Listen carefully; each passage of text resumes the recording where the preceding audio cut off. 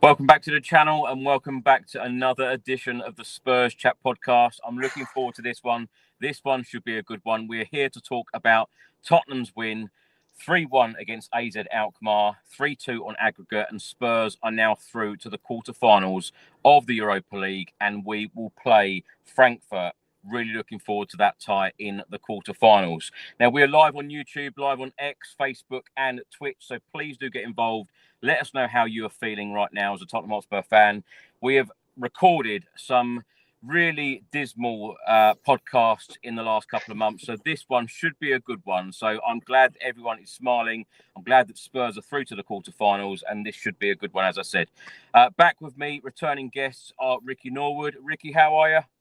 Buzzing, my friend. Absolutely buzzing. It's always an honor and a pleasure being on with yourself and Leigh from New York and Stu as well. So can't wait to get in.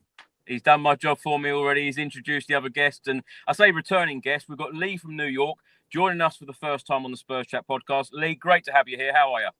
I'm great. I spent the whole day on my own, worrying that this could go one or two ways. And it's gone all right. So happy days. It's great to be here. Well, great to have you here. And also joining us for the first time on the Spurs Chat podcast is Stu Miller. Stu, how are you? Beaming, ear to ear. I'm loving it. Loving it indeed. Right, Ricky, let's get into it. Of course, Spurs 3, AZ Alkmaar 1. Of course, we all asked the senior players to step up today, the leaders. They certainly did that. James Maddison with Tottenham's second goal in the 48th minute. Of course, Odobert on the score sheet, his first goals for the club, scoring after 26 minutes and 74 minutes, and AZ scoring their goal in the 63rd minute. Heung-min Son involved in all three goals at the Tottenham Hotspur Stadium this evening. I thought it was a superb performance from Heung-min Son, who has actually received a lot of criticism this season from Spurs fans. And of course, you know, Lucas Bergvall, the young players again, shining at the Tottenham Hotspur Stadium in the Europa League this season. Bergvall, I thought, was excellent this evening yet again. Ange Postecoglou, he said here about Wilson Odobert, people are getting a real glimpse now of what Wilson is all about. Such a shame how his season has gone with the time he has missed, but he is now getting sharper. And talking about Lucas Bergvall, Postecoglou has just said Lucas is just growing and growing. Now, the match facts and stats here. Tottenham Hotspur had 60% of the ball this evening to AZ's 40%. Shots, Spurs had 17 to AZ's 10. Shots on target, Spurs 4, AZ 2. Total touches inside the box, Tottenham Hotspur 40, AZ 16. Goalkeeper saves, only one apiece. Fouls, Spurs 6, AZ 12. And corners, Spurs 5, AZ 2. Now, Ricky, I'm going to come to you first. Your thoughts on this evening's win? Mate, for me, it was just exactly what we needed. It was exactly what we needed. It's what we've been missing for a long time. We had the boys coming back. If last week was the worst that I've seen the boys play, especially in a vital tie, then this week was very close to back to our best. Everybody that needed to step up, stepped up. It was a true team performance from back to front. I was absolutely buzzing with the way that we approached the game, the intensity, the slide tackles from Romero, the aggression from Romero that we've missed for so long. You know, just having Mickey back there, you know, Bergvall gliding along the field, just making things tick. Maddison stepping up again. Sonny just on fire tonight. You know, Solanke being able to be that link man and unselfishly kind of set up for the best of the team and get a couple of assists himself. You know, Odobert stepping up. You can see how dangerous and how much the manager has got some faith and some trust in him because he wants him back. He's excited about him. And we're seeing it. We're seeing how dribbly and how the ball sticks to him and how kind of darty he is and how direct he can be and how tricky he can be. So it was just so good for all of those things to come together. It was so good that those boys came together, played for each other, played for the manager, played for the way that we was hoping that this was the way that was going to take us forward. It's the first time I've seen Ange ball in a long time. And it was epitomized by that third goal today. You know, Ange ball, proper team football from back to front, fluid movement. The passes were sharper. The shooting was sharper. Bergvall shooting from outside the box. It's something that I needed to see. You know, there was so much on the line tonight, and it was so good to see them still believing in the way, still believing in the manager, still believing that we can achieve something this season. So I am just stupidly buzzing. Yes, there were a few risky mistakes. Yes, there were a few touches here and there. It's not perfect. It's nowhere near perfect. But, oh my gosh, how refreshing to see the boys come out there and get their just rewards. I'm buzzing, mate. Absolutely buzzing. Ricky, I love having this version of you back. Me too. Ricky, you can see there from the pictures that I put on screen what it meant to Ange Postecoglou and the players today. How do you feel now about Spurs are in the quarterfinals of the Europa League? And of course, we will face Frankfurt. How are you feeling about that one? You know, Frankfurt are a tough side. I think they play good football. They understand their system as well. They can be very dangerous. But again, it's all about us. If the boys step up like that tonight, then we've got a fantastic chance of going through to the semis. And I can't wait for it. Also, being able to have the quarterfinal on the horizon, you know, a month away, gives these boys something to continue to push for, to continue to improve for, to continue to get fit for. You know, we've got Kulusevski coming back as well, don't forget. You know, so there's a lot. It just continues. It gives us all, fans and the club, all a bit of hope and something to aim for and something that we can believe in and get behind. And I think it's going to drive these players. They've needed something like this. And my hope and my prayers are that they take it on. And this was vital. It was pivotal for Ange tonight as well. You know, he thrives under these type of conditions and in these moments. And he needed a big team talk, not just before the game, but at halftime, to keep our heads in it, to keep playing the way, and to keep expressing ourselves, and to keep that intensity up, to keep that fight up, you know, to show the will to win. Those boys, no one can tell me that those boys did not want to go out there and win tonight, because every single one of them, you know, look at Basuma's off the line blockage.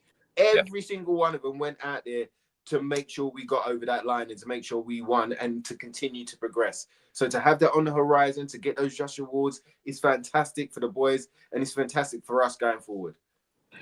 I've got to say, fantastic scenes at the end of the game at the Tottenham Hotspur Stadium. And, you know, Ange Postecoglou and some of the players this week have mentioned about the atmosphere and the crowd, especially at home. The Spurs fans were definitely up for it this evening and did not stop singing. And, of course, the team performed. Leigh, let's come to you. Let's get your thoughts on this evening's win. Well, as you said, many a dour podcast. I've been on a bunch of them, thankfully, mostly with Barnaby. So you've been spared. I think football cliche number one, it was all about the result, right? I mean, Ricky's dead right. We played really well tonight, but it was one of those games where you're just like, we just got to get through. We just got to get a result. So with that in mind, I think we played really well, particularly second half, actually, apart from that one moment of madness, which was maybe inexperience, maybe overconfidence. I don't know which way around. But other than that, I think we had a really solid game. I've got to tell you, my favorite moment of the whole game was Archie Gray's tactical foul in about the last 5 minutes, was it, or something? It was like, if you couldn't love Archie Gray anymore, that he knows exactly when to do a tactical foul. So I think for me, it's about the result. We wouldn't be Spurs fans if we didn't have to suffer a bit. We suffered. The next game, as you say, is going to be super hard, but we're through. And I think that's all that matters.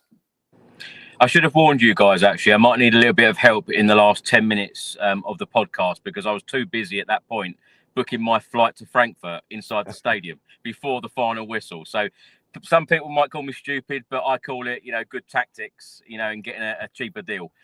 Stu, let's get your thoughts on this evening's match. God, you got a pair, Chris, doing that 10 minutes before the end. Bloody hell. Yeah, it's extremely positive, just like all you guys. I think my biggest hope and message that I hope Ange delivers is that that's what we need every single game, not just when it's really important. We need that commitment. We need that fire. And we saw that from every player on the pitch, bar none. I've been critical of quite a few, especially the senior players this season, but they all showed up.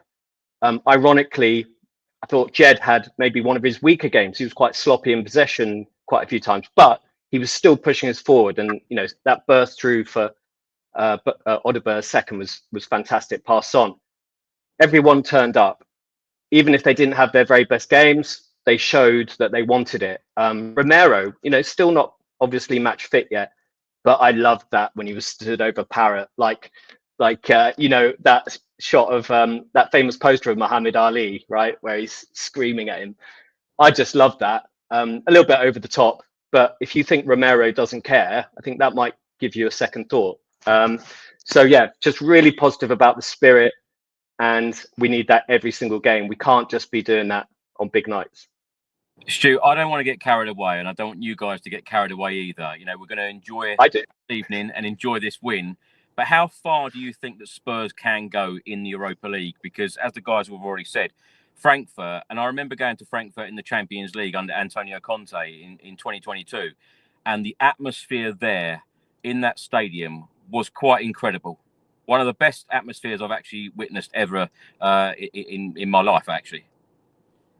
I think, that's going to be key, having our senior players stay fit. For the young lads, we have been overawed at some of the big atmospheres that we faced at times, I think, which is totally understandable with the average age of our team at times.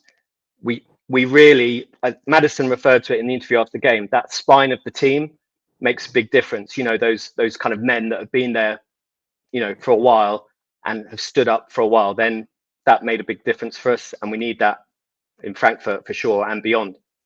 I'm getting carried away. We're going all the way. Ricky, are we going all the way? Of course we're going on. What are you talking about, bro? Of course we are, bro. Of course we are. This is what we needed. It's been a funny old season, and at least it's something that you've asked for forever, Chris, which is for us to really take the cups seriously, put our best foot forward, put our best team out there and go for it. And circumstances have dictated that this is exactly what's going to happen in a European trophy, and that's what's up for grabs right now. And not only that, but qualification for Champions League and the rest of it. And you saw tonight that these players wanted it. So it's all about spirit, man. And these boys showed spirit. And I think that the more that they play together, like the first teamers start playing together again, I think the stronger they will get. They're all still kind of getting back to match fitness and stuff like that. But the more they can get a bit of a rhythm, we're going to be really strong going in there. And I think what was really fantastic to see tonight was, for the past 3 months or so, it's been the young ones that have been getting us out of trouble, right? And tonight, the seniors were the ones that took it on the chin, that showed why they were seniors, showed their experience, showed what quality, what you're talking about there, Parrott, was it over the top? Maybe, but you know what? I prefer Romero in that vein, with that spirit, with that fire, because he's a different player. He was determined. He wasn't having a bar of it. There was a point where he chucked a player over. I think it might have been a free kick or something, but he just threw him out of the way. He blocked him and he threw him out of the way at one point. And yes, he's on the edge, and yes, he might be able to pick up a card, but with all that aggression tonight, he didn't. And doing that to Parrott, maybe that was a bit of energy that he gave to Parrott, which was, Parrott might have thought twice about going up against him at one point. Sometimes it's mind games as well. Sometimes it is about the energy on the pitch, and you could see that in them. So, that was really good to see, that not only could now the seniors be there, but they stepped up and showed their quality, and then allowed the young ones that are in the squad to now flourish. So if they do make a mistake, then the senior ones, can, with a little bit more experience, can help and it was a more cohesive, it was a more team display today. We've seen flashes of brilliance over the last couple of weeks. We've seen, you know, a lot of not brilliant stuff as well. But tonight, thank goodness, in the game that we needed to see it in, that it all came together and it showed and reminded all of us what handball is, what it can be, and how successful it can be, especially as a Tottenham fan, how exciting it can be, especially as a Tottenham fan. Instead of kind of going in tepid, go in with your front foot forward, go in with all your guns blazing, go in to win it for you first, letting the opposition worry about you instead of worrying about them all the time. Oh my goodness, it gives me shivers, bruv. It gives me shivers. Leigh, let's come to you. Leigh, let's come to you. I love the desire from all of the players today. They certainly wanted to go out there, prove a point, and go through to the next round, which I absolutely love the attitude.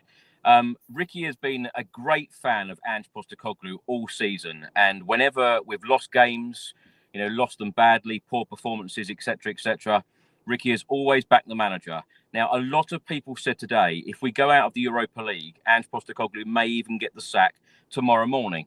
Now, I don't want to put a dampener on this podcast at all. How do you feel about Ange Postecoglou and what he's done at Spurs? Because, you know, although we've had a lot of injuries, there have been games where we have been virtually at full strength and we haven't played well. But then when you see, like that goal that Ricky mentioned there, the third goal today that we'll talk about, you know, in a little while, you know, what a move. Fantastic. Ange ball. You know, a lot of people have been saying recently, well, we haven't seen Ange ball in a long while. That certainly was this evening at the Tottenham Hotspur Stadium. So how do you feel about Ange? Oh, I saw your Sky News or whatever it was today, and you brilliantly described it in thirds, which I think you nailed it. You know, third want him, third don't want him, third in between. You know, all of us on this call, I'd love to think that I've been a Spurs fan since I was 10. I'm a bit older than that now. So you like to think you're a legit Spurs fan, but I find myself oscillating because I want him to succeed, right? Even my wife sort of today said, but don't you want him out? And she's American. And I said, well, honestly, I want us to succeed. I mean, like, that's what we all want. Recently, it's been hard to be unless you're an ardent Ange person. I've seen Ricky defend him very eloquently many times. Like, let's be honest, if we got knocked out today, I think that your thirds might have suddenly blended into, I don't know what the maths are, but it wouldn't be good for him. I think we've got to give him credit. Today. And I think based off this, he's got to have till the end of the season. Maybe he did anyway. But I think for me, it's like the difference between the sort of the football product and the noise around him. And I find myself, I get less frustrated with the football product, bizarrely, because, you know, he has had injuries, so many options. Yeah, you can argue about Spence versus a doggy or whatever. I've started just to struggle to listen to his press conferences. Like, you know, it's like a fish milkshake half the time. You just don't want to finish it. You know, it's just tricky. So I don't know if that matters. You know, does that matter? Is that just, you know, style? I think he's got defensive because probably for the first time in his career, he's not been at the level that he wanted to do. I don't know. I just want us to succeed. So if it's with Ange, I mean, look, I had a season ticket when George Graham was in. I don't think any of us particularly were, you know, happy about that. But when we won the whatever it was, can't remember if it was the Worthington Carling Milk Cup, it was so long ago. We were all like, man in the trench coat, whatever it was, right? So I hope Ange succeeds, but I wouldn't be surprised if we don't get to the end of the season and have a rethink. But he's earned the rest of the season in my book. James Maddison has just said we haven't achieved anything yet. We're in the quarterfinals, but now we need to kick on. And I'm so sorry, Leigh. I feel like I'm going to serve you up now a fish milkshake because here is Ange Postecoglou's press conference. Good like the way your team went about it the whole game. Yeah, really liked the way the boys sort of addressed the challenge tonight. It's not easy when you're sort of 1-0 down before the game starts. You kind of know that. You don't want to give the opposition any opportunity to sort of, get a further advantage. And I just thought we started the game really well, really composed, in control. We didn't create a lot, but at the same time, we just had them camped in their half and didn't really let them sort of venture into anywhere near our goal. And scored a really good goal from our press. And then second half started brilliantly, exactly what we wanted to do. Got our goal, and then you sort of give them a goal, and that puts a tie again on edge a little bit. I thought our response to that was really good. Scored another good goal. Probably should have got another 1 or 2 to finish the game off, and then we probably didn't handle the last 10 minutes very well. But at the same time, when I'm having to sort of change the back line so much at such a critical time, it's going to disrupt us. But again, I thought in the big moments the boys stood up well, and really pleased. They've done a fantastic job to get us through. How important was it to have your kind of older players leading the way, but also players like Wilson and Lucas, the youngsters, kind of having such big nights? Yeah, massive, and it's brilliant for us, brilliant for the club. Like I keep saying, we've got some real exciting talent. Lucas is growing all the time. People are sort of getting a glimpse of what Wilson's all about. It's just a shame what's happened to him this year, and he's still working his way to full fitness. So I just thought the whole group handled it really well. It was great to have Romero and Mickey. We just looked so solid at the back while they were out there. Never really looked like getting threatened, and just made us look just a lot more solid as a team. So a lot of positives there. Yeah, so congratulations once again. So much energy from the players, and in your programme notes you asked for the crowd to respond to the occasion, and they've done that as well. I would like to point out that your captain, fantastic Sonny, never stopped running. He was on fire tonight, wasn't he? Yeah, no, I mean, Sonny gives everything every game, there's no doubt about that. He just, he works so hard for the team. I had a couple of moments today, a couple of times unlucky, a couple of times, could have been on the end of things. So, but it was a collective effort tonight, and I thought, I think it's the first time, somebody said since October, we've had our 4 leaders on the park. Vicario and Romero, Maddison, and Sonny, and so far, so much this year we've relied on 1 or 2 of those, but to have all 4 of them out there, I think makes a difference for us, and I thought they all led the team well. Hi, Ange. Do you feel like the team looked more like themselves tonight than they have done for a while, particularly in that second half with the physical level they showed? Yeah, well, it's it's no coincidence that we're getting some of our key players back, and of course we are, and also the guys are getting some decent recovery between games, and I'm able to change the team a fair bit. Don't forget, Sonny and Matters didn't start on the weekend.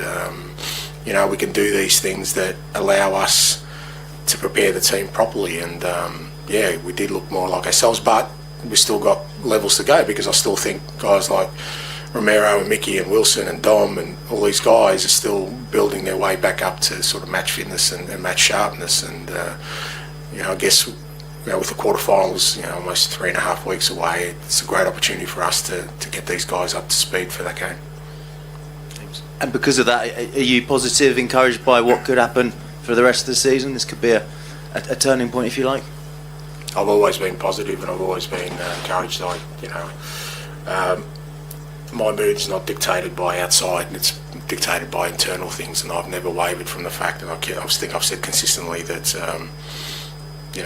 when we're at our best, we can compete with anyone, and we get an opportunity now, like I said, to build up some of our players, and hopefully, like I said, still some significant talent out who could be coming back. So all those kind of things are going to be helpful for us to reach the levels we need.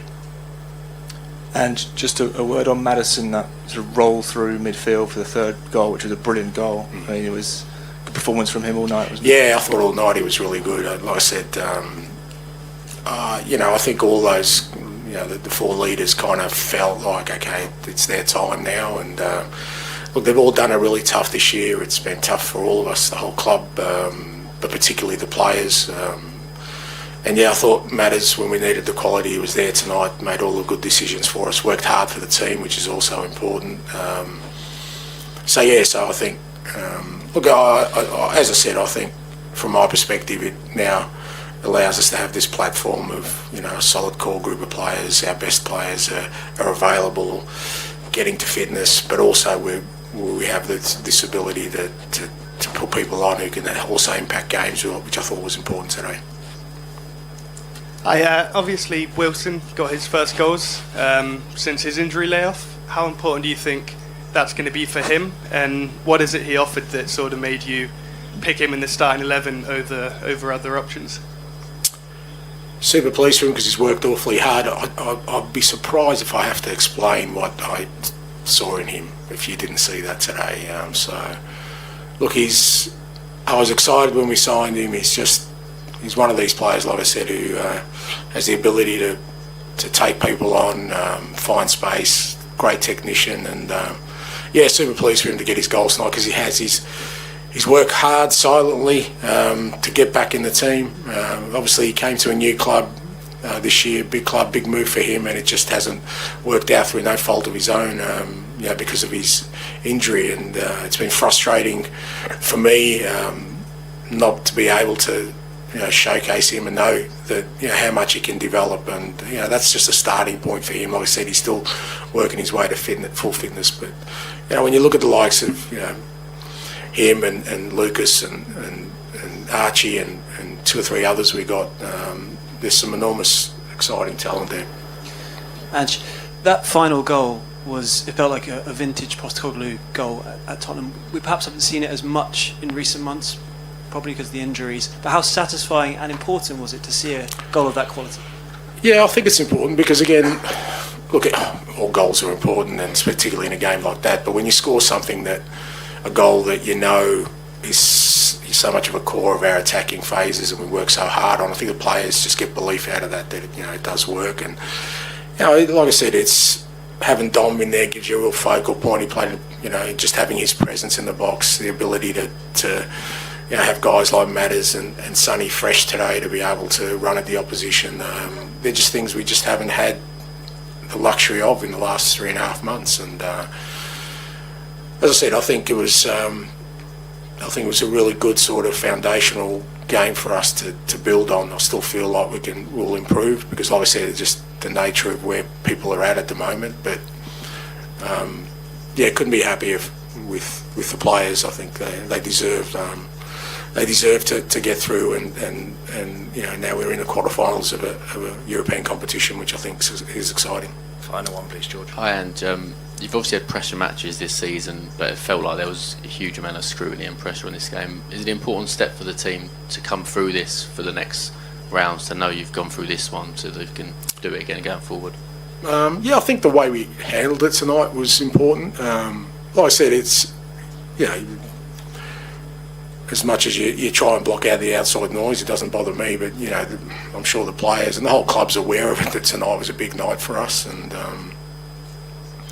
when you're already 1-0 down, you can get really sort of anxious about it. But I never felt that. Like I said, up until we sort of gave them their first goal, I just thought the lads were just handling us superbly. They were in control. We looked strong. We looked dominant. We looked aggressive. Looked threatening in the front third. All the things we want to be. I think Mickey coming off disrupted us a little bit, and we had to change a couple of things. And like I said, we'd give him a goal, and that changed the momentum of the game a little bit, made him more nervy than he needed to be. But in what was a big night, I couldn't be happier with the way the players sort of tackled it, and it's a credit to them. Thank you.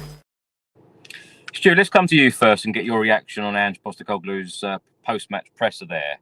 And one thing I want to say is he's always remained positive despite all of these injuries. He has always been very positive about his squad. He's always mentioned the word exciting and, exciting about the future. And he's always mentioned about blocking outside noise. He's also been very consistent stating that when we get all of our players back, we will be an outstanding team. Are you fully behind Ange Postecoglou? Because it does feel a little bit weird that the fact that we are in the quarterfinals of the Europa League and we could go all the way, as you guys have already said. But I feel like some of the fan base, probably 50-50, in fact, some are with him, some can't wait for it to go wrong. I think, personally, tonight, whether you're Ange in, Ange out, and shake it all about, I think tonight shouldn't actually have been defining for whether he stays or goes. If you're deciding based on one game, I think that's the short-term thinking that's led us to this constant vicious cycle of failure, basically, lack of trophies for so long. We bottle it in terms of sacking managers as much as we bottle it on the pitch sometimes. So for me, as you know, I've always been very Ange positive. I am CEO of Ange Cult Inc. self-proclaimed. But honestly, when he started, I think we have to look at some facts. When he started, he was dealing with losing our greatest ever goal scorer. He was, we lost our club captain. We had very few, and still have actually not that many natural leaders, but some are coming through. Sonny has been up and down. He's great tonight overall, but we do know he's past his peak. We've been a soft club for a long time. We've got a chairman that has been unwilling to spend wages on ready-made players. Arguably, we had very few, if any, world-class players. Again, some are coming through. We had a transfer market with no European football last season, so he was building from that level. And we've also struggled to generate a good atmosphere at home, which is partly down to how we're playing, partly down to the fans. I was really happy with the fans tonight because I've been very critical of them. Ange has been very consistent, and whether you're Ange in or out, you can't argue that. He has constantly said, well, first of all, he has, all the people saying he made excuses.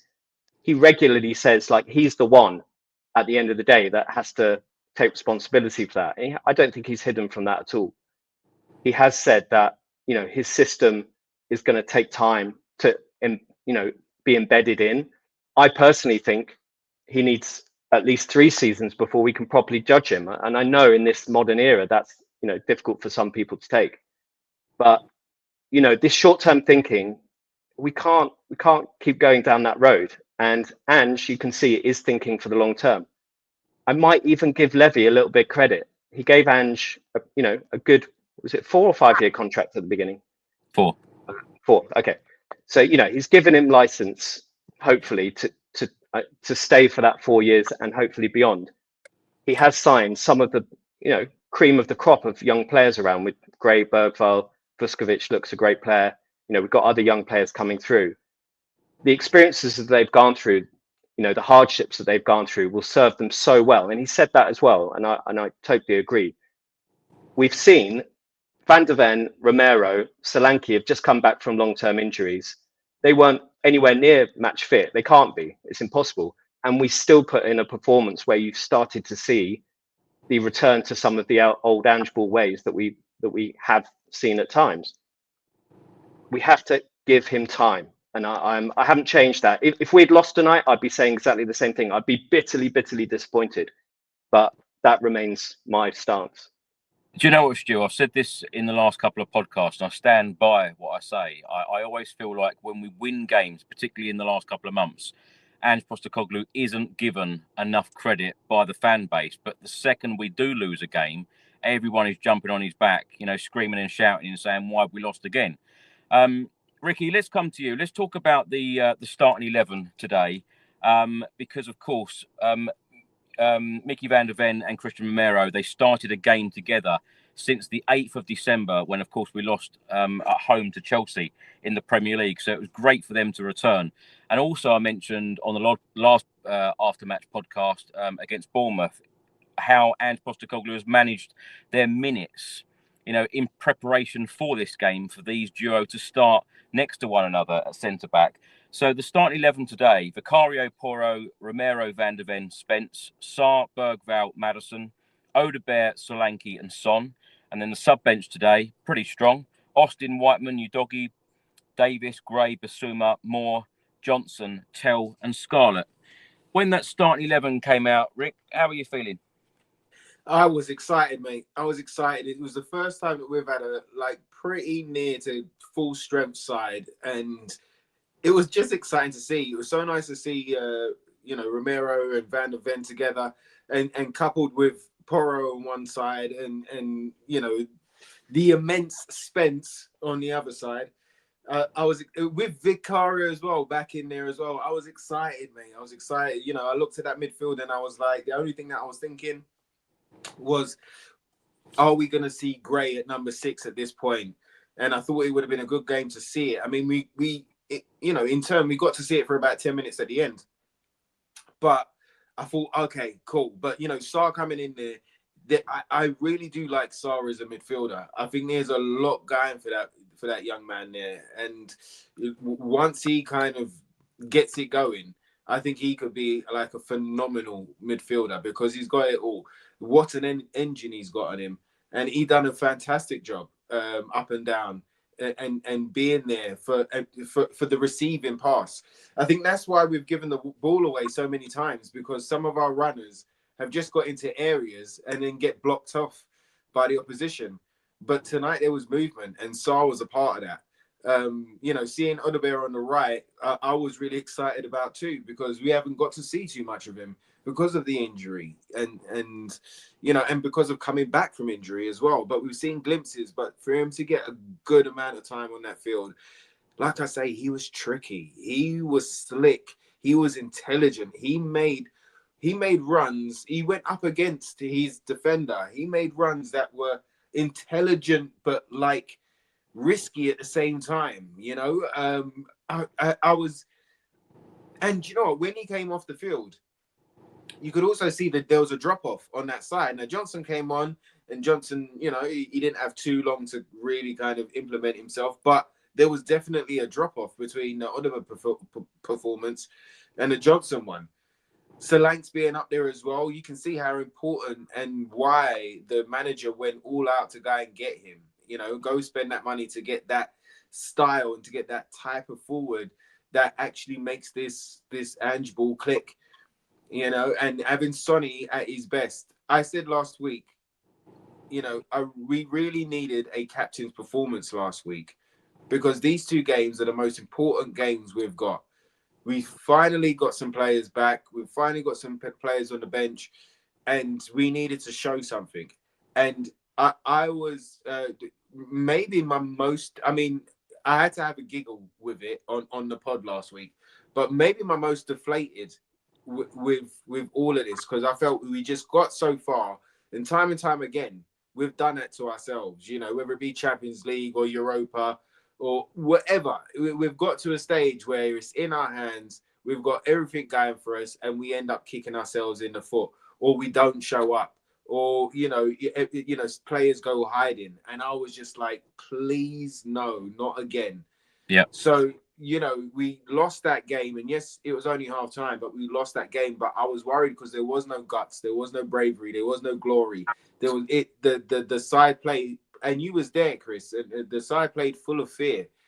Every pass was either short or overhit, or it was in the wrong direction. It was where the man was, not where he's going. So there was so many things that was off last week. So to see that response tonight, to see that lineup, and to see that response tonight, and especially after Romero having a shaky one on the weekend, it was really, that performance was really important. Yes, the result was, fundamental, had to happen. We had to go through. But the performance was so important because everybody needed to see that. Everybody needed to see that. People say that Ange don't adapt. He's adapted the last 2.5 months, and it hasn't gone well for us. He's dropped the line back. Has changed personnel because of injury or whatever. There's been times we went through at the back at Everton. That was disastrous. He has felt the pressure. You've seen him try, but it doesn't. As soon as it happened, I'm like, no. We're missing that fearlessness. We're missing that drive. We're missing that exciting play that we saw tonight, and we haven't seen it for a very long time. So in the most important game, to see that performance that's exactly what we needed. To give those boys belief again within that system. For all of their togetherness, they needed a performance like that and a result like that to give them belief, in the system again, and to show all of us, because it's been shaky. And the one thing about this whole Ange split as well, I'm going off on one, guys. Sit in, buckle up. The one thing about this whole split, I feel it's been about who's right. It's been about who's right. Some people have gone, see, every time we foul, see, told you, Ricky, see, told you. Can I jump in here, because I wanted to say this, and all joking aside, right? We talk about fatigue of the players. I feel like some of us who regularly record the podcast, week in, week out, and it's so nice having this version of you back on this podcast, because the last couple of months, all joking aside, the last couple of months, it's been tough, isn't it? You know, even for us guys recording it week after week, game after game, when we haven't had those results and haven't had those performances. You know, me as the host, when I'm putting these questions to you, it's been difficult, hasn't it? No, it has. It has. It takes a toll. And, you know, it's there's been a lot. And the fan base has been split. But the one thing I know that the fan base all want is for us to be successful, for us to go forward. But this whole kind of back and forth, and mostly on X, and, you know, X is not a barometer and shouldn't be used as a barometer. But, you know, it is an opinion-based social media platform. But it's been about more who's right. And I'm not here to be like, I'm right. Look at that performance tonight, I'm right. It's not about that. It's about just looking at things in different perspectives. It's about, like, I've always seen what it could be and what this team could be. I've seen that he stripped it down to bare wood and he's building from the bottom up. You know, that's something that Man United need to do, but will never do because they can't do it. They need £100 million player. They would never strip it to wood, you know? So he's gone about it the long way, but the right way, but the long way. And so I've seen that long-term planning. People spoke about Iriola a lot, right? And if you look at perspective, if you switch to perspective and go, that guy was 2-0 up at White Hart Lane, the Tottenham Stadium, and basically was in the driving seat, could have been 3 or 4, could have gone away with the 3 points, but then left there with a 2-2 draw. You could look at it the other way around. Me and my friend Darren Hart were speaking about this, and you know the biggest injury. You know, Bournemouth have had a lot of injuries too, but their injury list is all hamstring. The whole way down, it's all hamstring. So people are there shouting for Iriola, but what if he was a? Do you know what I mean? You know, it's all about perspective. I'm not saying he's a bad manager, but it's all about perspective. And it's about having a wider perspective and kind of listening and debating and going, you know what, I might not agree with you, but I'm going to listen to you and I'm going to let that ponder for a little bit. And do you know what I mean? That's what these things are about. And that's why we needed that performance tonight for all of those that have stuck up for Ange, that have stuck up for the players, that have understood the madness, the chaos, the turmoil, the tornado that they've gone through.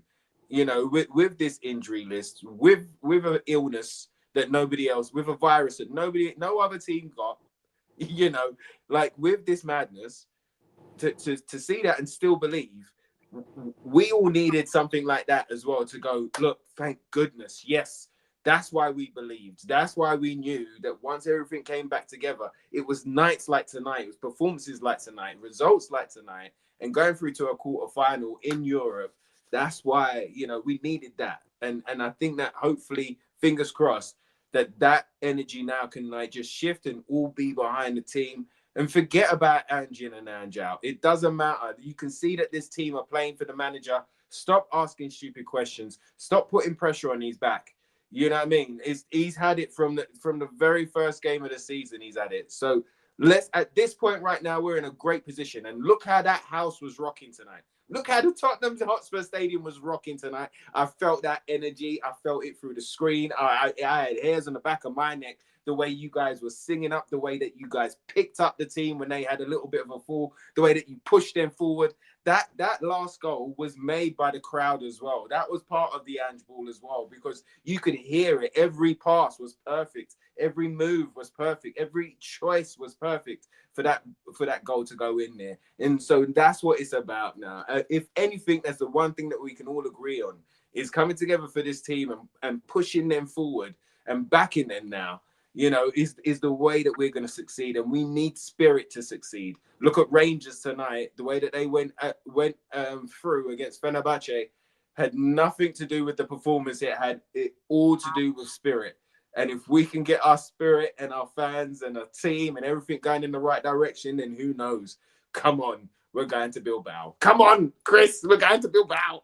Ricky, I love having this version of you back, and I love the positivity. And I did actually warn Leigh and Stu, didn't I, that this could be a long podcast with you on this evening because of the positivity, which is great, by the way. So it's great to hear.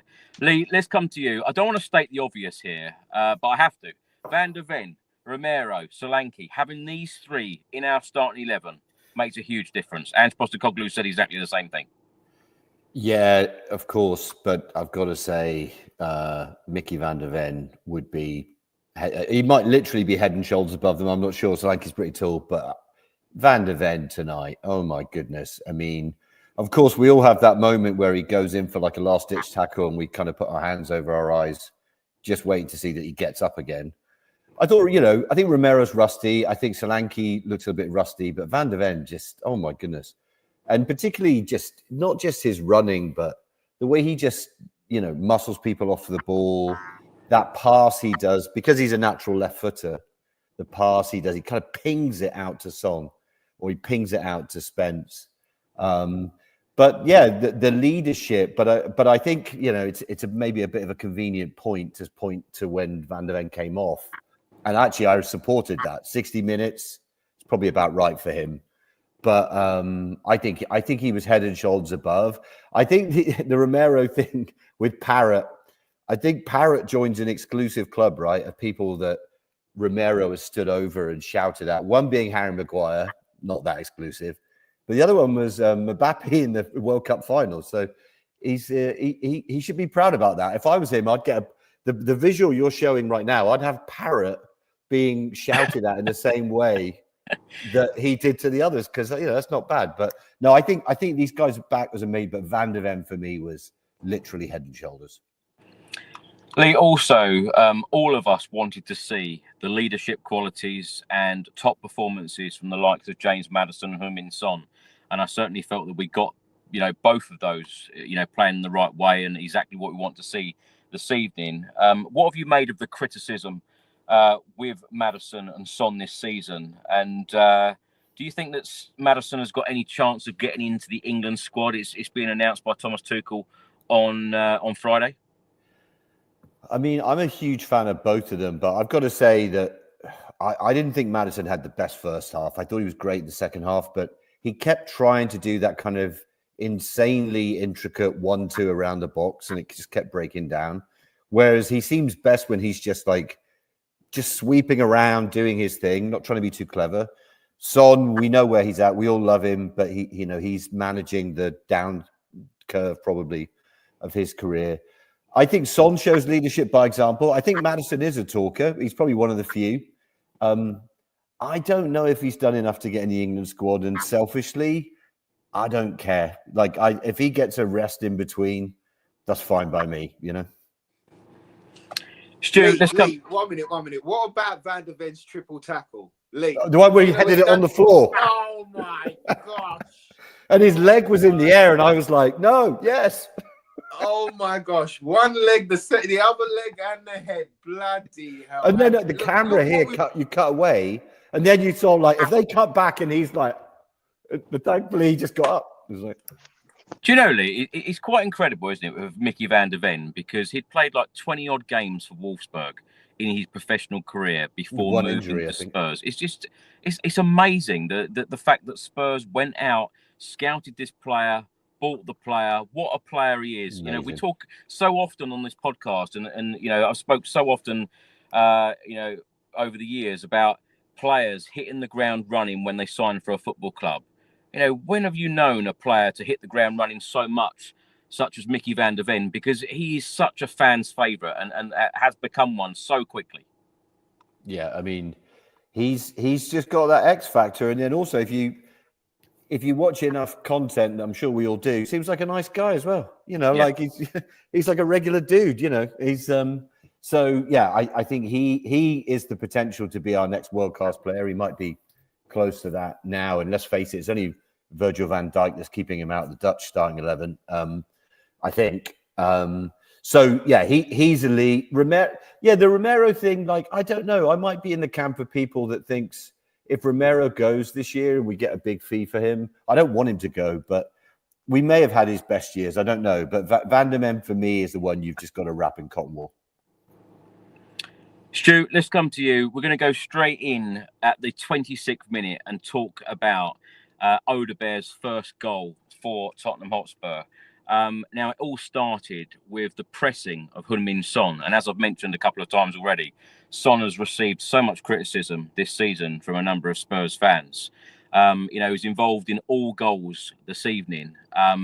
the way that he pressed here, of course, it rebounded straight to Dominic Solanke. Dominic Solanke laid it on a plate for Wilson Odobert, who hit it first time, made it 1-0. The nerves were certainly settled inside the Tottenham Hotspur Stadium.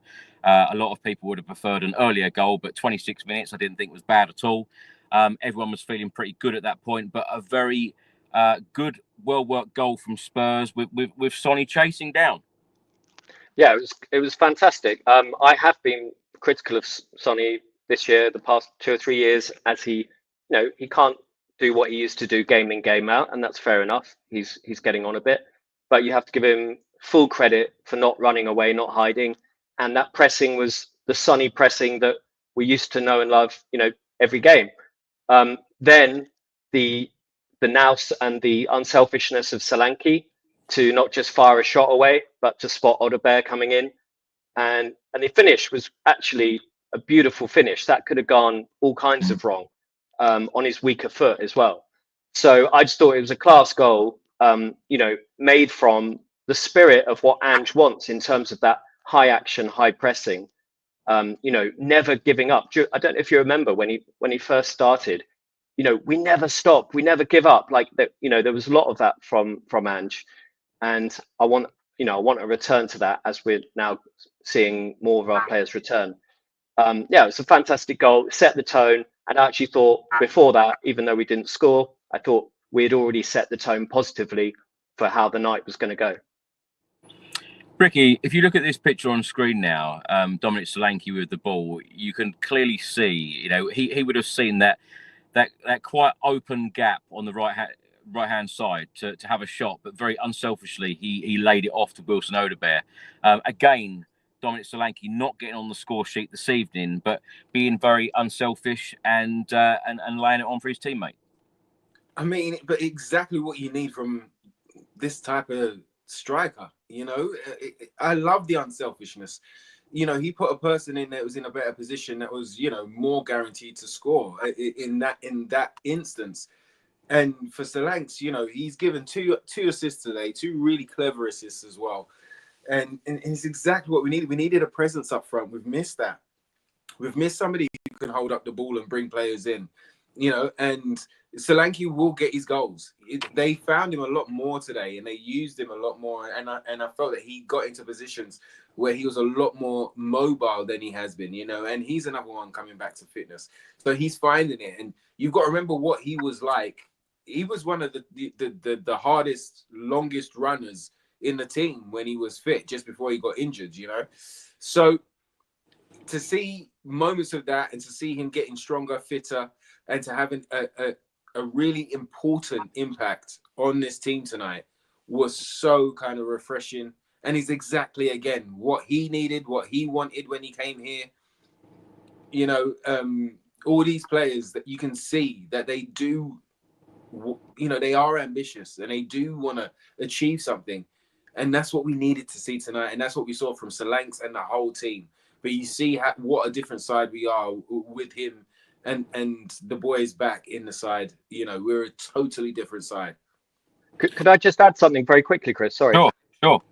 Just I thought it was worth noting as well that Odobert first goal was the kind of position that Johnson has been scoring a lot of goals from. Not just tap-ins, by the way. And it's almost as if Ange is coaching the team, to do things that can be effective and score goals, But apparently Ange can't coach, so it couldn't be that. Just wanted to point that out. Well, thanks for that.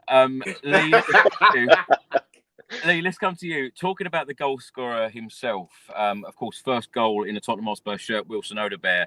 Of course, he has had his struggles with injuries, but he looks a very exciting player. What did you make of his performance today? Oh, I mean, he's the archetypal slippy winger, isn't he? I mean, I think Johnson I like, but he runs in straight lines for me. And whereas Odobert doesn't. I mean, he's so tricky.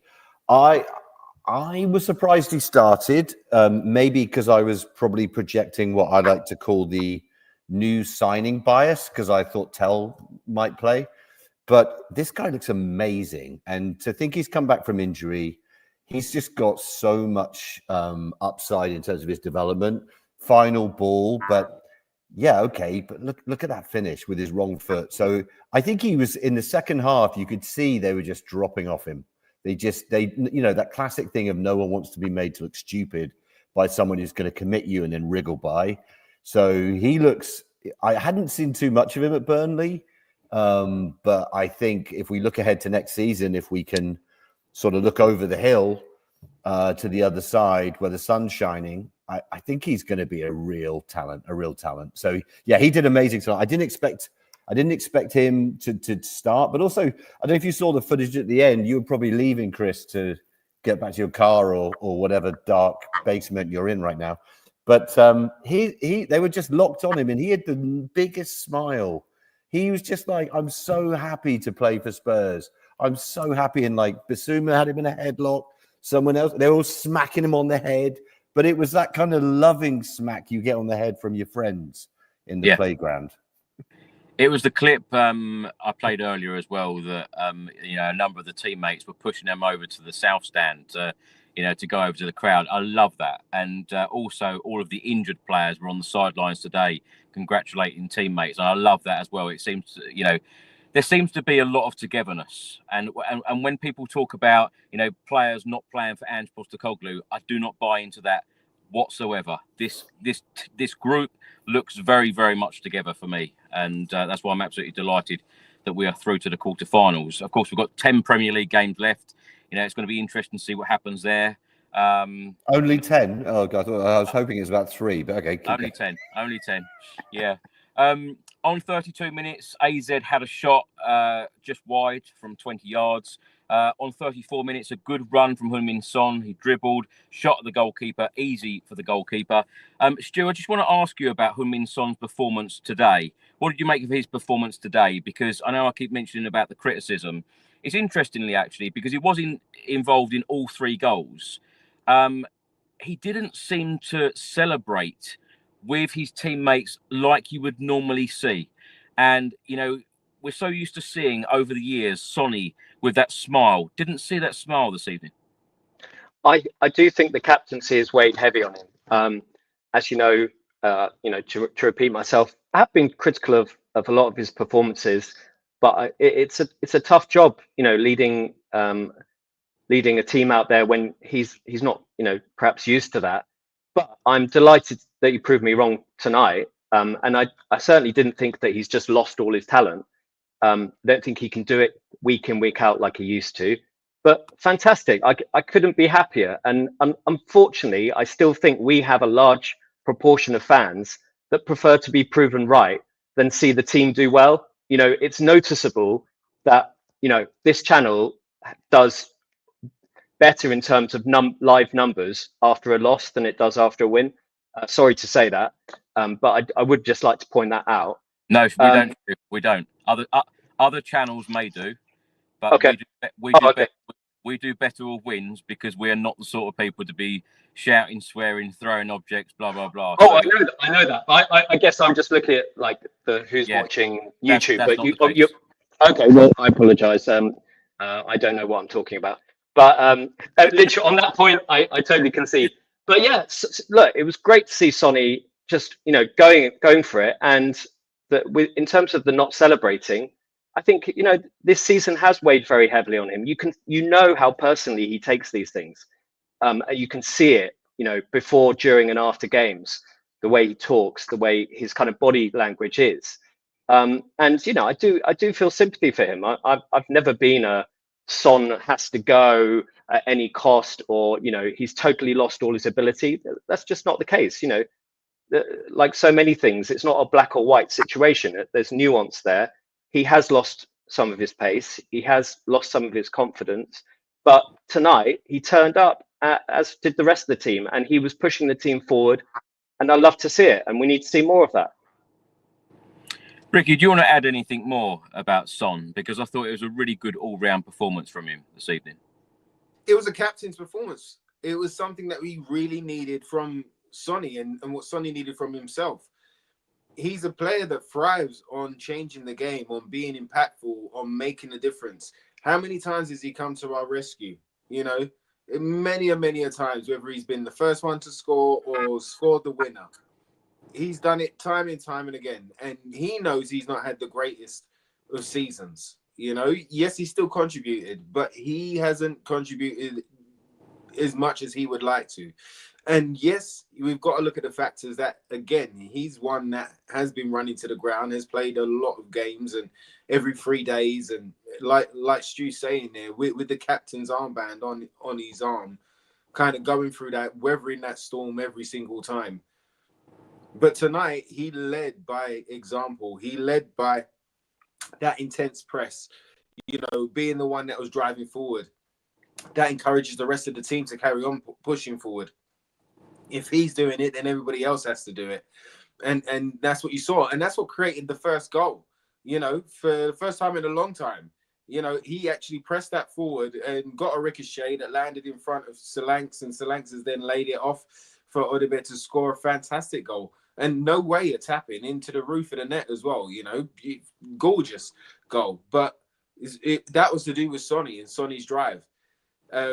Sonny was fantastic tonight. Sonny wanted to score tonight. That's what it was. He wanted to make the tie, you know, comfortable for us. He didn't like it on an edge. I think he wanted to really score. That's why you saw he had a couple of shots. He had a couple of moments where they got blocked, or, you know, there was a tackle or stuff like that. But yeah, he was fantastic today. And, you know, we're talking about that third goal as well. Right after that third goal, we done the exact same thing, and it got through. And I can't remember what happened, but I know Spence got it through, and then it might have gone off for a corner, or it got. But it was almost a carbon copy of that. And again, Son instrumental, fantastic from him. I hope that he sleeps well tonight, but you know he's going to be up early in the morning to build on that, because that's the type of guy he is, and that's how he leads too. Do you almost think, just to interrupt, I almost think, you know, we've all seen interviews with him, that he almost might care too much, if that makes any sense. Like you know, people talk about creative people when they're in what they call the flow state. They're not thinking, right? They just react, whether they're artists or whatever. They just do what they do. And Son's been like that for as long as we've had him, really. Particularly think of him on one-on-ones at Anfield goal. You know, like, he doesn't think about the cop. He's like, this goal. And I think Stu's dead right. I think it wears heavy. The crown wears heavy. And I think somehow along the way that he knows it's not good enough. Like, his standards are higher. And, you know, he obviously knows he's getting older, but I just wonder that some players, you think maybe they don't care enough. I think he might care too much. Does that make I don't know if that makes sense.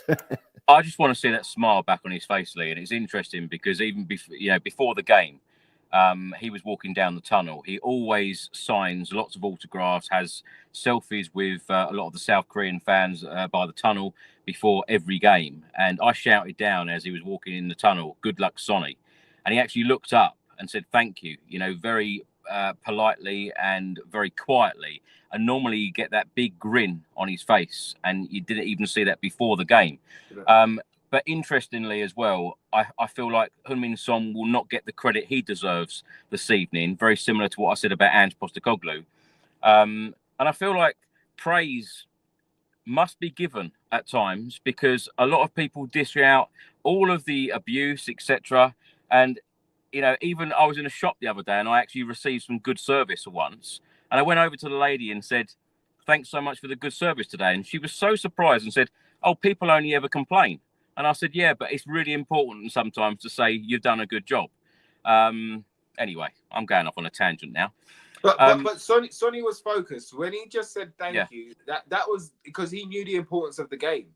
And so he can switch on the smile, but I think that was more about his steel and determination to go out there and represent and get this job done. Yeah. You know?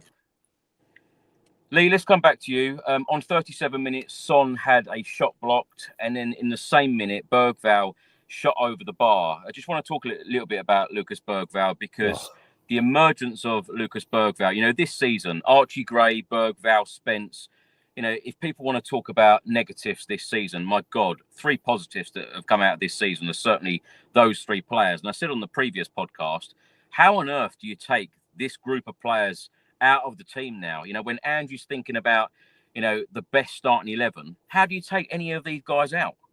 Well, I think Bergvall he's the guy you rotate for the games you really need him now. I mean, how crazy is that from where he was? I just remember when we signed him and then we loaned him back out, and then there was Spurs TV put up all that footage of him having a medical and all that, and then he went away again. So many of us who obviously have sad, lonely lives watched video of him playing for his club in whatever crazy, what was it, Swedish league, Norwegian? I don't know. But he was amazing. It was amazing, like Zidane. And so I thought he was going to come in as like a 10. I thought, oh, Maddison, he's going to be Maddison's. But him as a 6, oh my word, like just the way he reads the game. And I think I could hear it again. It's never the same as when you're in the stadium. But that sort of gasp of breath or that noise raising when he does that sort of break the lines run and he takes out like 3 players and all of a sudden he's like coming up with, like, he's just got something. And again, for his, his vision, I think the goals is the only thing that we haven't seen too much of, but surely that's coming. But I think Bergvall, he's probably one of our most exciting players, if not the most exciting player. And if you look at the next 5 years, he's going to be a serious. It's funny because I bet none of our friends at any other club talks about him. I've had none of my mates go. They'll talk about Van der Ven. They'll talk about the old player. They'll tell us we got a dodgy goalie or whatever, but they don't. No one's talking about Bergvall, and I'm like, you will. Same as with Gray, right? Let me quickly get your opinion then on the recruitment of late then, Leigh, because when you look at some of these exciting young players coming to the football club, so often, including myself, we all say we want players for now. But of course, it is very important to bring in these stars for the future as well. Yeah, I think it's just about balance.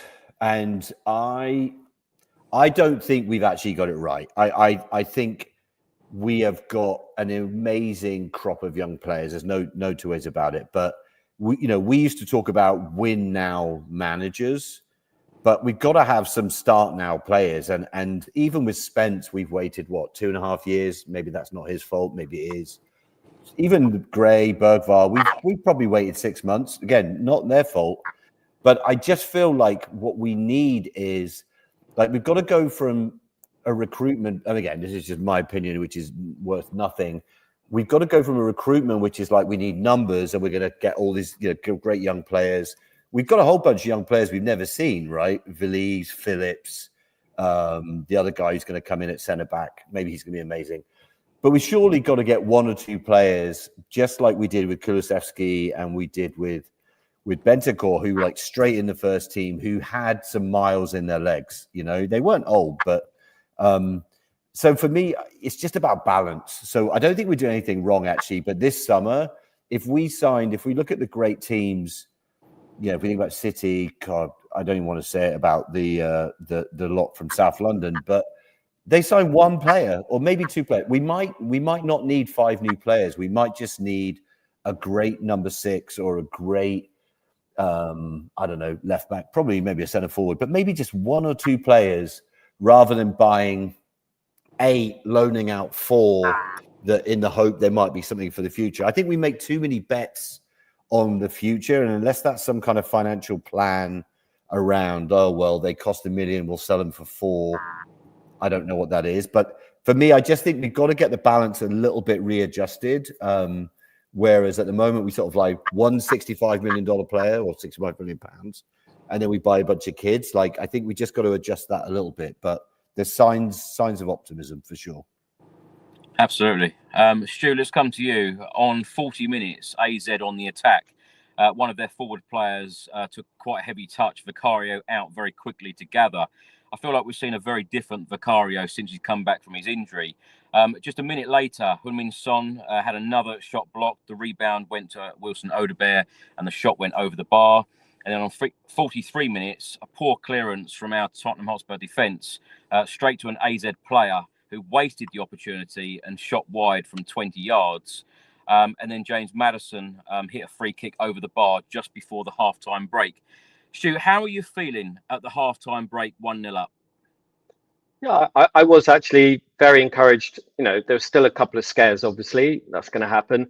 But I was very encouraged. I thought we're in a good position to push on here. I do just want to mention Bergvall because you guys were just talking about him. I thought he absolutely ran the show today. I think he has been our best player along with Spence recently. If you remember him when he first started to play a few games at near the start of the season, he did look a little bit lost. He did look like he wasn't quite up to the pace. He did look a little bit overawed. But if you talk about, players improving over the season, he's, it's night and day, his confidence now. And to me, someone actually mentioned it in the comments, and I actually wanted to say the same thing. I see Dembele in him. I see a bit of Gaza in him, or even dare I say. So I'm so excited if we can keep this guy to see him run the show for years to come. But yeah, I was positive about how it would come second half. AZ did start very strong in the second half, but we managed to weather that little storm. So yeah, they gave me confidence, and we've been missing that as fans. We've been missing going into half time thinking, do you know what, we got this. We're on the ascendancy. We're on top, and we think it can continue. So I love that feeling. I want to feel that a lot more. Stu, as I mentioned there about goalkeeper Vicario, he seems like a completely different player and a completely different person, I might add, since coming back from his injury. But 2 minutes into the second half, he nearly got caught out, which made a lot of people in the stadium extremely nervous, I might add. Yeah, I love Vic to death. We need more personalities. We've said that quite recently. You've said it on the show. He's pushing those players forward, I think, more than anyone in terms of vocally, and we need more of that. Yeah, he's still got a tendency to mess around at the back a little bit. That was definitely a heart in mouth moment. But I know you love a stat, and funnily enough, this season, Vic has an average goals conceded per game of only 1 goal per game. And if you think about that compared to what we've been conceding overall, he makes a big difference. Yeah, he might not be the most comfortable goalkeeper on the ball in the league, but I tell you what, he breeds confidence and he pushes those players and demands more of them. And I think, I don't love a keeper as captain, but he is captain material. It doesn't even matter if he's captain or not. He's a leader, and we need more of that. Ricky, let's come to you. Early on in the second half, in the 48th minute, Spurs went 2-0 up through James Maddison. What a great finish it was. But it all started from the tackle from Pedro Porro, which got Wilson Odobert away. And then, of course, Sonny was involved as well. But it then resulted in Maddison curling one into the bottom right-hand corner. I feel like we've spoken about James Maddison so much on this podcast this last season or so. We always want him to step up. We always want to see more of him. A fantastic finish today. Maddison showed us, why he was signed in the first place today. It's exactly what we needed from him. He had a lot going for him. He wanted to make a difference today. That's why there was an argument over the free kick with Porro at one point, because he was determined to make a difference today. So that move was a beautiful move as well, because not only again was we high pressing and we tackled early, we kept that ball moving forward. They were saying in the studio that the fact that they kept that ball moving forward as well, just it fried the brains of RZ at that point, because they're like, oh, they started to panic. And again, very perfectly placed passing that kept that ball moving forward out to Sonny, and then Sonny done what Sonny does, which was dribble and just confuse and occupy the eyes of those AZ players, and then laid it on a plate for Maddison. And one of the things, I think it was Glenn Hoddle or it was Owen Hargreaves, and by the way, I've met Glenn Hoddle. Just wanted to drop that in there. My favourite player of all time, so I made you myself I was again. buzzing. I was so nervous. Anyway, that's a different story. But they were saying, but they were saying that for him to be able to have the intelligence to stop where he did and not just chase the ball or not panic about it, he stopped. He allowed himself that touch to kind of take it round and then use the defender as a block so that the keeper could not see it coming. So that's what they were saying. And you could see it. And that's what we needed to see from Madders. more power to him. You know, the next question is going to be who's going to play in midfield, which is a crazy question because we've had midfield problems. But who's going to play in midfield when Kulusevski's back? You know, so it's good problems to have. Thank goodness, it's exactly what we needed from him. Big game player. We bought him for these moments, and he showed up, and he showed why he was bought, and he showed why he wanted to come to Tottenham. Remember in his interview, he was saying, "I see myself as a Spurs player. I see myself in those magic moments in front of those fans," and he done it tonight. Now, like you've all said, consistency is key. But as long as he continues to have an effect and continues that drive and that passion to wear the shirt, you saw him pull up the shirt today as well, to wear the shirt and be proud of it and to go and represent and to go and make a difference one way, shape or form, whether it's assist, pre-assist or a goal. You know, that's going to put us in good stead going forward. Ricky, if you can, give me a very quick answer on Mickey van der Ven's tackle on 57 minutes. AZ threw on goal, Mickey van der Ven out of nowhere. Great tackle from him. You know, I know we're very complimentary about Mickey van der Ven all the time on this channel. You can just see how much we've missed him. You know, the boys were saying it as well. Not just the tackles, but some of the time his strengths. The strength on the ball, the way that he will barge a player out the way, the way that he can protect the ball with his back and his backside, and kind of make something happen. Mickey's a phenomenal player, and we have missed him so much. We've got, you know, we've dealt with what we've had in those positions, and Archie Gray is benefited from the game time. And you know, there ain't a criticism that I've got for Archie Gray, but you can just see what a world of difference that he makes. So seeing that again, it just puts a smile on my face, and I think it was one of those that sent the crowd roaring, and I just loved it. I love being at home and hearing that and feeling that. On 58 minutes, AZ had another shot that went just wide. Then on 61 minutes, Archie Gray came on, Mickey van der Ven came off. And it was at this point, actually, I was actually trying to book my flight. And the guys around me were like, "Are you sure this is Tottenham?" And I'm like, "Yep, I feel confident. I feel like we're going to go through." And then, of course, you know, a good run from Heung-min Son. He was tackled in the box on 63 minutes. And then AZ get one back. And then I've literally put my phone in my pocket and said, "Okay, I'll wait." Leigh, do you want to talk us through the goal that we conceded? Because it did seem to be Lucas Bergval's back pass. It was then deflected through. They then got a goal back. It was disappointing at that point. And I feel like everyone around me were like, "Oh, not again. You know, why put us through this?" Yeah. If it makes you feel any better, I was in the pub watching England in the World Cup semi-final against Croatia where my friend was booking his flight after Trippier's goal. A friend of his said I guessed it, and then was literally, you know, however long later, it was cancelling it. It was going to cost a lot. I think it was just one of those moments. It was like the under nine. We've all played under nines, under tens, if you looked right before that, I think I might be right in saying that we were right up the other end. Maybe it was that second run that someone mentioned that Spence did. That was just like the first run. There were players were laughing. There was like a sort of, you know, like there was just this positive feeling. And I think it just, unfortunately, with a bit of naivety, was like we can play out from anywhere. Whereas, you know, I used to have a football coach, well, a sports coach when I was at school in Devon growing up. And he was the archetypal, you know, if in doubt, kick it out. And my word, if there was ever a time for if in doubt, kick it out. So it was, I think it was naive. I was more of one of those moments of like, oh my word, we've done it again. But it's hard to feel angry at anyone.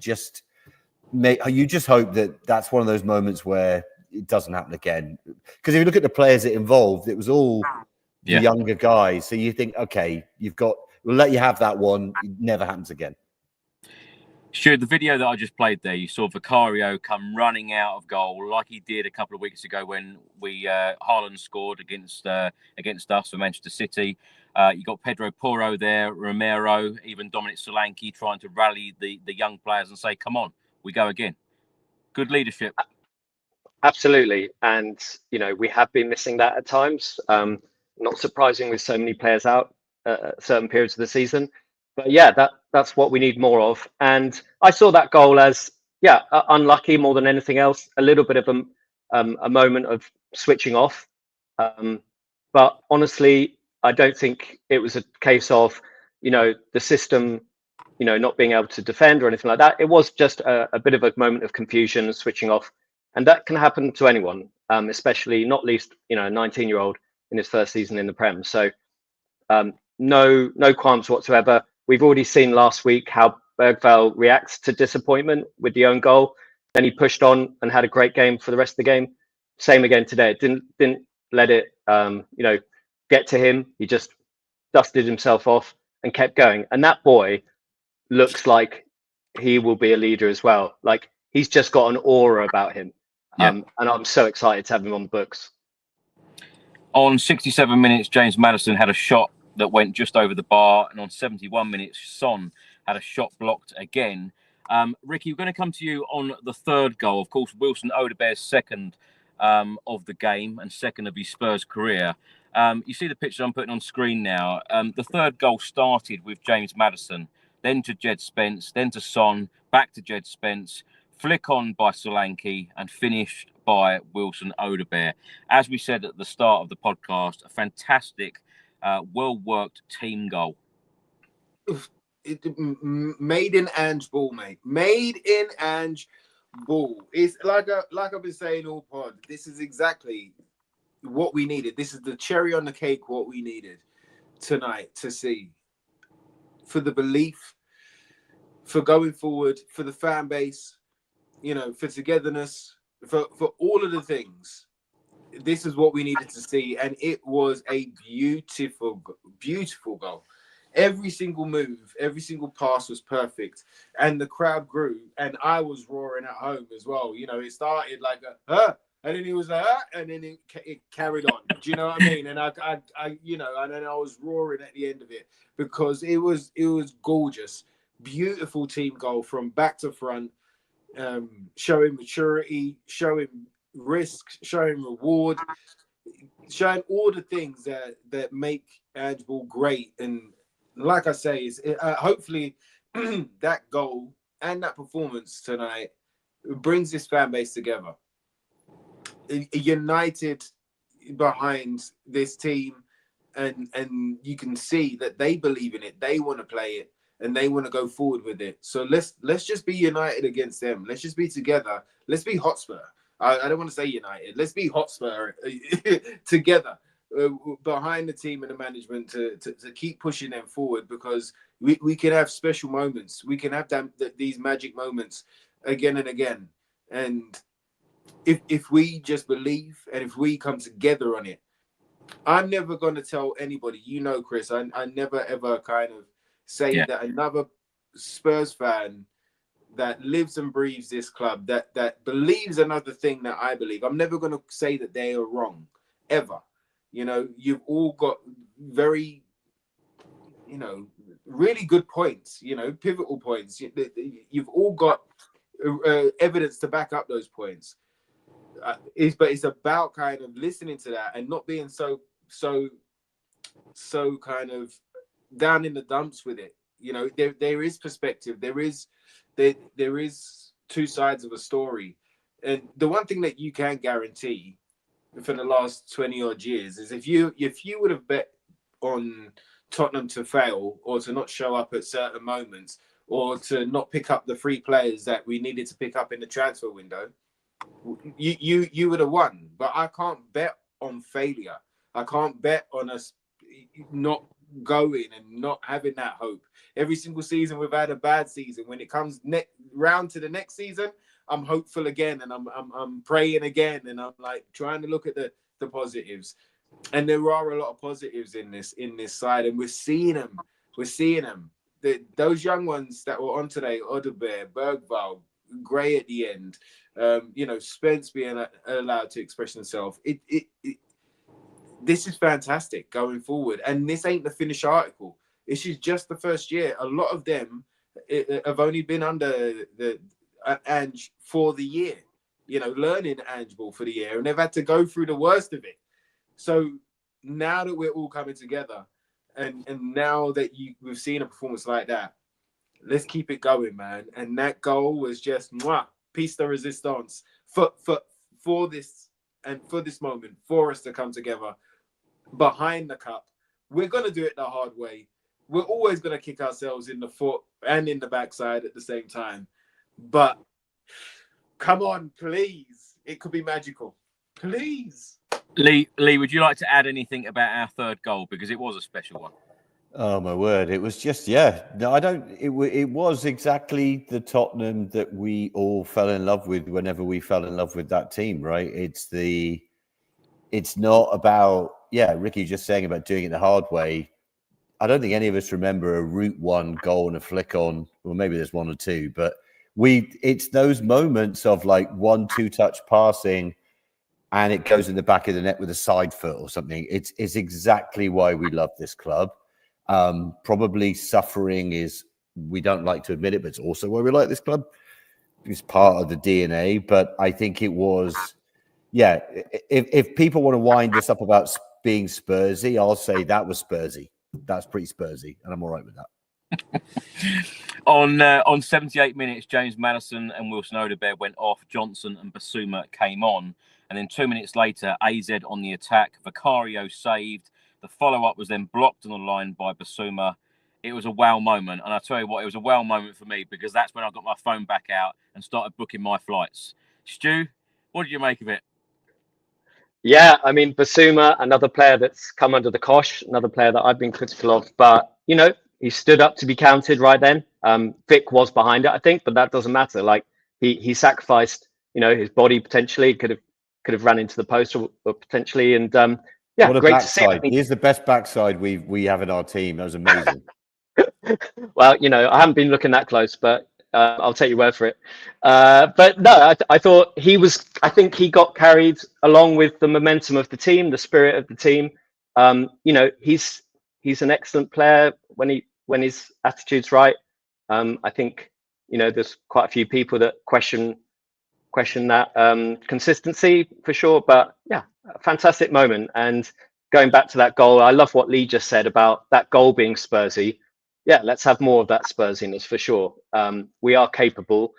And I think this performance with that team, what it also shows is that we need more investment in the squad with ready-made players that can come in when some of our, players that are already at near the top of their game aren't available. We can't keep relying on teenagers to pull us out, of difficult moments.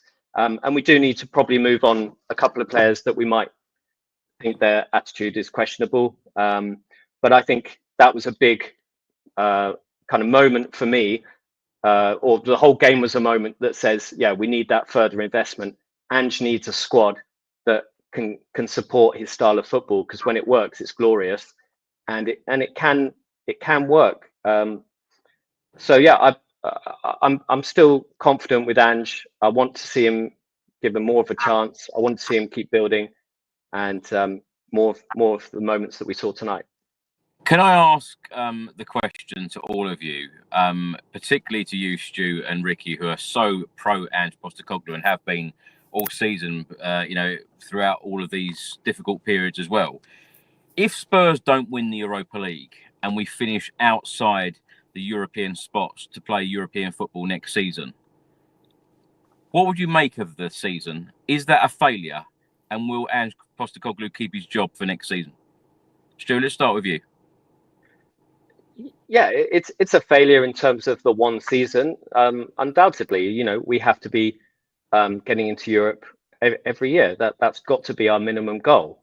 At the same time, if you take all the context that we've discussed, and I'm sorry to just talk about injuries, people somehow think you're making excuses when you talk about the injury crisis that we've had. It's not an excuse. It's a valid reason. You saw what happened to Liverpool when they took 10 players out of their team. They lost to Plymouth. That was one game. We've had that situation for months. Now, you can talk till you're blue in the face about who's responsible for those injuries. That's another discussion. I don't think we're expert enough in that area to make a decision on that. But what I'm very confident in is that Ange has a vision. I think Ange is a Spurs manager in terms of Aldarius, Vicario to do. He has that ethos like coming out of every orifice. Do you know what I mean? So I desperately want us to give him the time to keep building the squad. If you look at his signings, how many bad signings has he actually made? You know, I personally might say that Drag is perhaps not quite suited to what we're doing. But if you look at the personality and the way that, you know, all these signings have actually hit the ground running. You mentioned Van de Ven, but, you know, Gray and Bergvall over the season have just been fantastic. Solanke, I can't say enough about him. I thought he was really good tonight. Yeah. Despite just coming back from injury, he makes us tick as much as anyone else does. He's not just a hard worker. His little flicks, his awareness of people around him, the way he moves the ball on, the way he turns players, the way he finds space. I think we don't actually need him to be a 20 goal a season striker if he brings other players in, and we're still one of the top scorers in the league. So I think we've got loads to be positive about, but we need at least a couple of ready-made players in the summer to bolster this squad when it does go through, hard times. Yeah, absolutely. Ricky? Yeah, for me, I think it's going to be based on performance. I think it's about building on tonight and to continue to show us, the opposition fans and everybody in the club to kind of create that belief and to continue along that the positive road. I think it's down to performance. I think if we go out there and give everything and be as intense as we are and be as creative as we are, and we don't come away with that trophy, then you can kind of go, well, look at the context, like Stu was saying, look at the context of this season. When he does have the tools, look at what it can be. But if it all goes off of a cliff when we've got all our players back and there are no quote unquote excuses, which I don't like, but if it all goes off a cliff, then that's when questions have to be asked, because it has been a crazy season. Now, there are reasons behind it, yes, but there are still some results in there. Even me with our injuries, I've looked at and I've gone, oh my gosh, how did we lose that one? And for a long period, for the last 2.5, 3 months, we haven't really seen Ange ball to back it anymore. So from this point forward, we need to continue to see that from whichever is our first team and whichever is our second team in rotation. Those young ones and those 13 players that had to go through 2.5, 3 months of continual games every 3 days, they've been forged in fire. They've gone through the tough times. They've gone and learned what Ange ball can be, what it ain't when you don't do it right. All the pros and the cons of it. And we're seeing that light at the end of the tunnel. We're seeing that growth. We're seeing that understanding. You've seen it in Bergvall. You've seen it in the 6 months that he's been there, how he's grown, how he's got more comfortable, how he's got more expressive, how his personality is showing, how he's used to the type of challenges that he's going to be receiving recently. You've seen that growth. Arguably, Ange and his philosophy and the way that he has the club has got the best out of Jed Spence that anybody else has got. Now, some people might want to criticize that he wasn't playing at the start of the season, but that is all to do with attitude and tests. And I'm glad that the boss came out and had to vocalize it. All right, great. You come in against Coventry, score the winner, get us going. But what happens when you drop out of the team? Is that when you stop caring? Does it go off of a cliff? No. Jed continued to play and earn his way, and has earned all of us shouting for him to start and to make a problem for the manager. That is fantastic, and arguably that is down to Ange's guidance. But this is what we need to see until the end of the season. Now, I don't think the league is, we will see improved performances in the league. But part of me, and I think a lot of us, I won't speak for all of us, but a lot of us are, fully focused on this Europa League right now and want our first teamers to be at the best peak fitness and at the best of their abilities going into these games. So we might have to sacrifice a few games with a few lineups, and we might have to rotate a little bit to make sure that we're there for it. But it's still important to play the way. It's still important to go out there and fight for the result in the way that Ange wants us to play. That's what's important right now. That's what his job hangs on right now. There's so much evidence to sack him. There's a lot of evidence this season for those out there that have highlighted it to sack him. Now is the reason why we keep him. Now's the reason why we believe in him. It's this moment here. And I don't think that qualifies in lifting the trophy, but the way in which we play, and the way in which we get there, and the way in which we show ourselves on the pitch, that is more important for me. If they continue to show that, and if they continue to show me that they believe in this, then I can believe that it can go another season. I believe that these players that have just gone through the fire will be better next season for it. And if, like Stu says, that we can sprinkle some experience and some really good stardust in and around this squad, then who knows where it can go when it's playing the right way. Yeah. So that's where I like to sit. Leigh, if you could give me a fairly quick answer, whether you think, apologies about, Ricky going off for 15 minutes, and now I ask you to give me a quick answer. But we have just got a couple more things to cover before we do go off. And it is nearly 1 o'clock in the morning here in the UK. Yeah, I see that. Leigh, do you believe that Ange Postecoglou will be Spurs boss next season? I think he's earned the right to be the manager to the end of the year. If we get stuffed by Fulham and we get knocked out in the cup next round, let's just see the vibe. I've, as I said earlier, I've been kind of oscillating, and I'm not proud of that because I wanted to win. But I think he's earned the right to get to the end of the season. Let's judge him then. That was a quick answer. Thank you. Right. So just to clear the game up, on 84 minutes, Bergvall went off. Ben Davies came on. Of course, Ben Davies back from injury. Bergvall got a huge cheer from the crowd at the Tottenham Hotspur Stadium, and rightly so. Two last things we've got to cover. I just want to get your thoughts and opinions on the next round. Of course, we will play Frankfurt on the 10th and the 17th of April.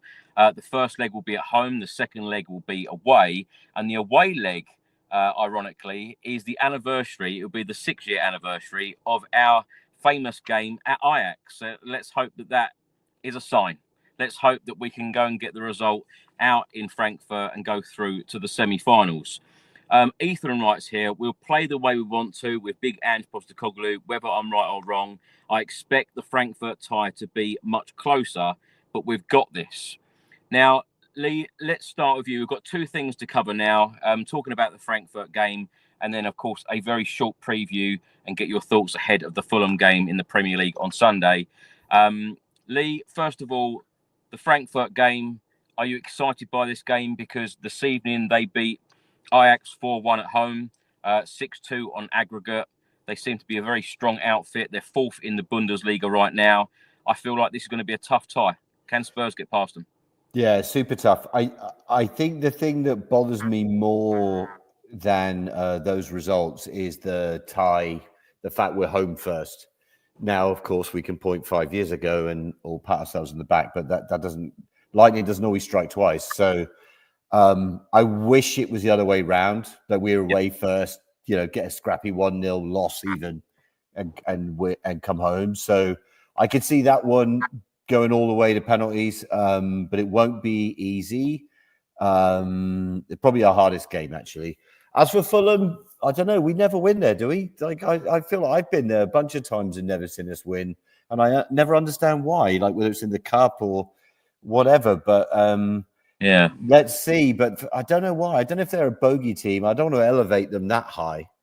But it's ironic, playing Fulham. This is probably the most middle-class podcast you've had in a long time. But by the time you play Fulham, who knows? But I don't know. I would take a draw there. Be happy on that. Well, I've never had a guest on when I've asked them to say, give me a short answer, and they've given me one. So thank you, Leigh. You're the first. Well, I need the toilet as much as the next person, so let's just keep going. As Leigh mentioned there, of course, last season we lost on penalties in the League Cup against Fulham away at Craven Cottage. And then in the Premier League, we lost 3-0 away. It is certainly a difficult place to go last season. Stu, first of all, let's get your thoughts on playing Frankfurt in the quarterfinals and the Fulham game on Sunday. Yeah, absolutely. They're a good outfit. They have lost Marmoush, in January, who scored a hell of a lot of goals for them in the first half of the season, which will be a big part of the reason why they are where they are in the Bundesliga. But yeah, they dispatched Ajax convincingly, and there's no doubt if you get into the quarterfinals, you're someone to be respected and got to be wary of. I think if we keep that core unit that really showed up for us today fit and put some more minutes into them, I think we've got a great chance. Can we beat them? Absolutely. Will we beat them? Yeah. Very positive. Thank you very much. Ricky, how are you feeling about the Frankfurt tie and the Fulham game? It's going to be a difficult try. It's going to be a difficult. I will try. I'll really try. Hold on a minute. I've got something here that Craig very kindly provided. Look, we've got a 5-minute counter. I don't need the fight. I'm going to be quicker than that.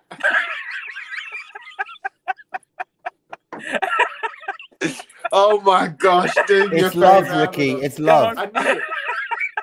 Does he get an electric shock at the end of the 5 minutes? All right. Here we go. So it's going to be a difficult tie. I think they play really good football, but I think that brings the best out in us in sides that play really good football. So I think as long as it's rocking at the Tottenham Hotspur Stadium, I think we will take a lead going into the away leg, and then we will fight. The same fight that you saw tonight, I think we will fight. And in a cup game in Europe, when it means something, you have to stand up and fight. And that's what I think we'll do, and I think we'll go through. And against Fulham, again, another tricky tie. Sessegnon, possibly. Raul Jimenez has been playing well. They do coached well, really good side. But again, it's about us. It's all about us. Yeah. Whoever's out there on that field needs to show, again, this style and this bravery and this trust going forward that they showed tonight, whichever the 11 is, and go out there and show us what they're about. Not bad. Impressive. Ricky, just quickly, the England squad will be announced by Thomas Tuchel on Friday. Which Spurs players do you think will be in Thomas Tuchel's first England squad? Will Jed Spence be there? Will Dominic Solanke be there? Will James Maddison be there? I think Madders is going to be the toughest one because the amount of quality that is in that position. It depends what Tuchel wants from his midfielder. And, Maddison can give you magic, but I think that's a personal choice right now at this moment in time. I think that Solanke has a great shout because, again, presence, hold-up play, laying it off, bringing the team in. I think he's shown how good he can be. And I think for an England side that have great wingers, attacking wingers and attacking play, he can be an option in there that gives us something different. But the one that I think is the most nailed on in the sense, most deserved, I would want to say, is Jed Spence, because can play left or right. And he's, we've seen him be stupidly brave and always ask for the ball, always driving forward, always looking for a forward ball. When he gets stagnated, he looks to make something happen. Can he switch on a little bit more defensively? Absolutely. But I think that he is a fantastic player. I'm so happy that he's with us and he didn't go to any other club. He could have gone for 8 million and look at that player right there. We've been crying out for him. And I'm just so happy that he's brought all of those elements together. The work rate, the heart, the hunger, the drive and professionality and that will to be a teammate. He's showing it all right now. So I think that he would be the one that will get it will be in the squad regardless of the others. Well, of course, the Fulham game takes place on Sunday at Craven Cottage, 1:30 p.m. kickoff. There is 10 Premier League games to go, so let's hope that Spurs can climb up that Premier League table and get as far up that table as we possibly can. It is 10th v 13th. 8 points separate the two teams right now. Fulham with 42 points, Spurs with 34. Leigh, you've been a fantastic guest this evening. Thank you so much for your time. I hope you've enjoyed the Spurs Chat podcast. We'd love to have you on again very soon. And where can people find you? If you'd like people to find you, where can people find you and what you're up to at the moment? No, I don't want anyone to find me. That's just fine. Well, thank you, Manhattan, either Manhattan or Long Island. If you find me in either of those two places, you've done well. Well, thank you so much for coming on. It's been a great pleasure talking to you, and you can definitely come on again after a win. It's always good to see people smiling after a win. Stu, great to have you here as well on the Spurs Chat podcast for the first time, and hopefully we can get you back on again very soon. Yeah, I'd absolutely love to. It's been a pleasure. I always have fun watching this show, regardless of who's on it. And, I do appreciate the fact that we don't, over dramatize things other than Ricky's grand speeches. We keep it level here, but I love Ricky's speeches. He makes me want to go to war. I love Ricky getting locked out of hotel rooms with Chris. That was funny. I mean, I never saw part two, but that was great. I want to see the B-sides of that, the B-roll. Exactly. The amount of people who mentioned that to me, Ricky, including people today. Yeah, mate, I don't know. Maybe we might have to tell the story one day, but we don't. Maybe that's a different podcast. Do you know my other favorite moment of the season for this show was when Chris was absolutely bollocksed. About in the first third of the season, I can't remember the game, but do you remember? Well, you don't remember, Chris, obviously, but that was hilarious. When these moments happen, I'm always with Ricky Norwood. Hey. Yeah. Bad influence. Absolutely. And I just saw Glenn Hoddle tweeted, "I met Ricky Norwood tonight." Yeah, so that's it. Oh, I love it. Ricky, as always, love your positivity. Love you on this podcast. Thank you so much for coming on. Where can people find you? What are you up to at the moment? And I can't believe you were quite put off by that timer in that corner. Mate, it got me going. There's been many times over the period of time when I've had to do an interview and they're like, right, Ricky, we've got 1 minute. So I'm like, okay, cool. So as soon as you put the clock on, I'm like, okay, fine. But yeah, no, always an honor and a pleasure to be on, especially after a win. It's been great to be on with Leigh as well, and Stu, bringing some great insights, some great points, and different ways to think about this crazy club called Tottenham Hotspur. And it's always great to be on with you yourself, Chris, as well. I know you've got a long drive back, and but well done for going to every single game, bro. It's been difficult, and I'm really happy that you got to have a moment of joy tonight for all of your efforts, my friend. You will sleep soundly. And to all of those fans that went tonight, well done to all of you for singing and keeping those players going and pushing them right over the line. It's been fantastic. So you guys know where you can find me. On X, you can find me at Ricky J Norwood. On Instagram, you can find me official Ricky Norwood. There's no J in that one. But yeah, you'll probably see me on a pod real soon, chatting about this beloved club called Tottenham Hotspur. Come on, you Spurs. Well, Ricky, thank you so much. Leigh, Stu, thank you so much for your time. And thank you so much for watching, everyone. Thanks for listening. Thank you so much for all of your support. And we will see you on the next edition of the Spurs Chat podcast, when hopefully Spurs have gone to Craven Cottage and picked up the 3 points. Enjoy the rest of your week. Come on, you Spurs. Come on. Come on.